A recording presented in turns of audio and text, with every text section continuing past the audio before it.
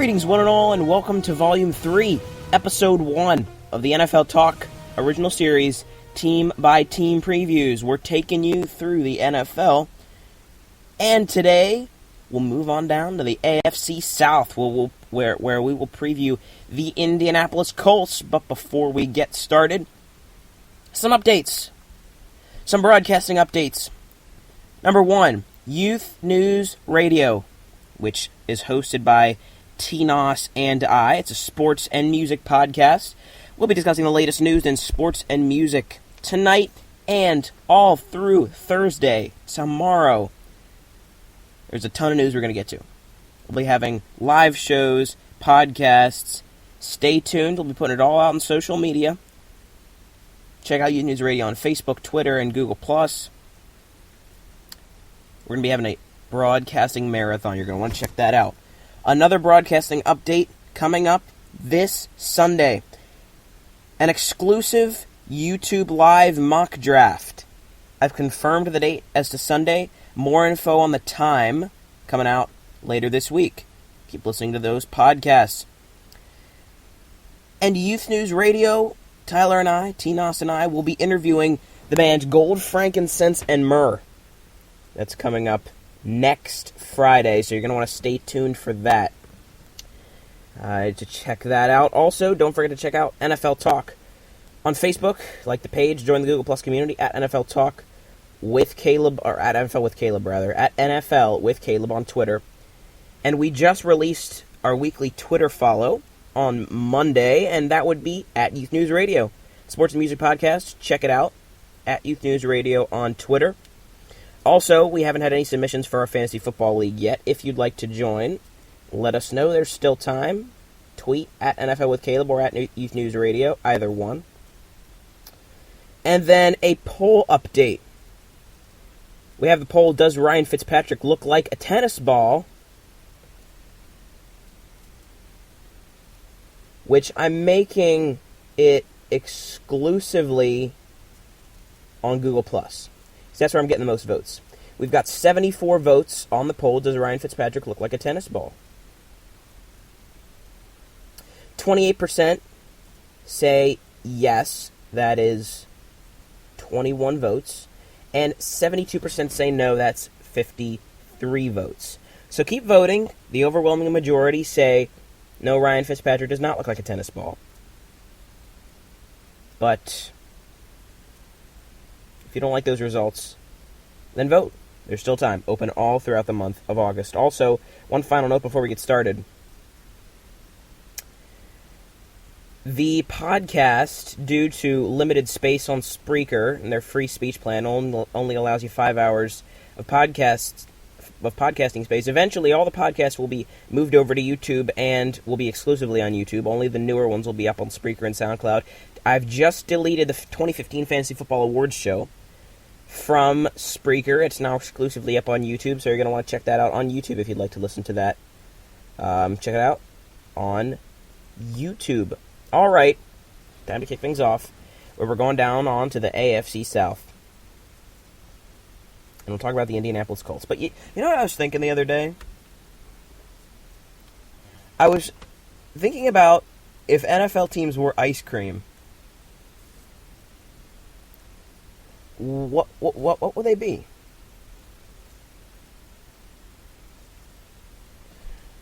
I was sort of thinking that the Steelers would be Moose Tracks, because wherever they go, their tracks that they leave behind are their Super Bowl rings. I sort of think that the New England Patriots would be mint chocolate chip, because people sort of love them or hate them. And I sort of think a team like the Cleveland Browns would be chocolate, except, I mean, first of all, it's their color, but second of all, it wouldn't actually be ice cream, it would be something else that's brown and sort of the same texture. I'll be honest, that was just an excuse to use the comic Rimshot soundbite. Still, I thought it was kind of funny. Anyways, let's get going. I have wasted a lot of time here. 6 minutes, actually. That's really bad. The Indianapolis Colts. Of course, the Colts preseason opener got canceled because of unsafe playing conditions at midfield, the Hall of Fame game. As of August 1st, the Indianapolis Star had reported that Andrew Luck was, quote, underwhelming a bit in training camp. That doesn't bother me at all. He's coming off an injury. He missed pretty much all the season last year. Luck will be fine. But what's interesting to think is where Luck stacks up this year against other quarterbacks. If I were to rank the quarterbacks, I'd probably put, if I were to rank them, I'm not ranking them based on fantasy, but if I were to just rank the quarterbacks based on talent this year and the players around them, to how successful they can be, it's interesting to see where Luck stacks up. I think obviously Brady, Newton, and Rodgers all ahead of Luck. Probably Ben Roethlisberger as well. And one can make the argument that Luck goes there in the number 5 spot, a healthy Andrew Luck. There will be some that are going to say Drew Brees, even a healthy Tony Romo.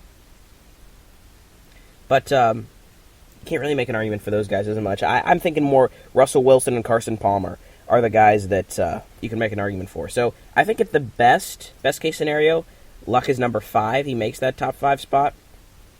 Worst case scenario, he's probably number 8. I like Luck. I think I probably put him in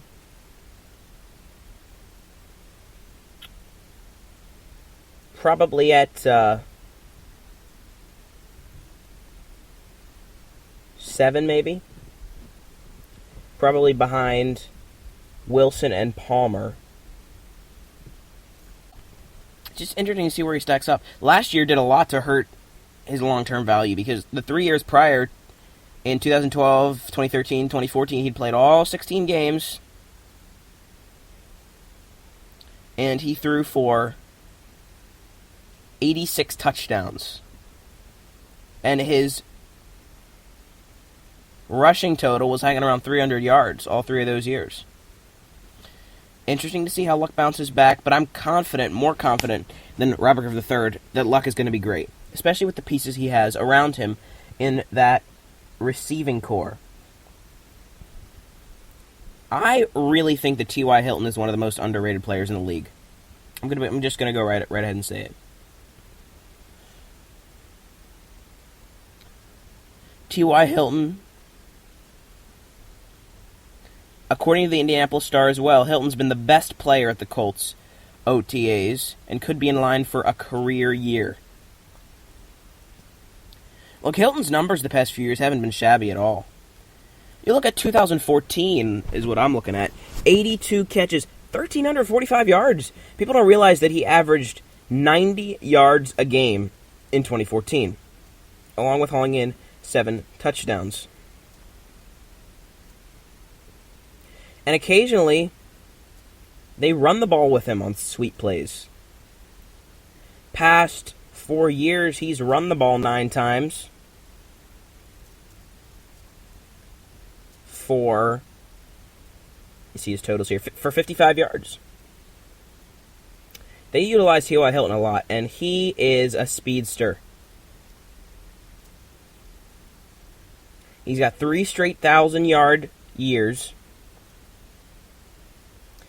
I, too, think that with Luck back, with a fully healthy Luck, Hilton can get to 1,600 yards. I believe that. Especially because he's not going to get double coverage. I don't think. Because of Dante Moncrief and the emergence of Philip Dorsett. Moncrief is nothing to frown over either. Moncrief says he's currently running a 4.35 40-yard dash. It's not bad. Last year, Moncrief, 733 yards, 6 touchdowns. Moncrief is a talent too. Moncrief is going to help Hilton get open, and vice versa. And then you got Dwayne Allen, who's coming back from an injury. Dwayne Allen isn't going to be as involved as the receivers, but he's going to be there and he'll draw coverage. I say do your job and take out a man, even if you're not constantly running routes.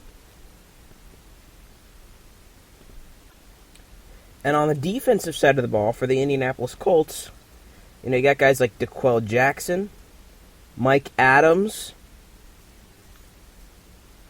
and then Vontae Davis, who's still there as well. Davis, one of the better corners to play the game. And people are constantly looking at him as old. Look, the guy's only 28.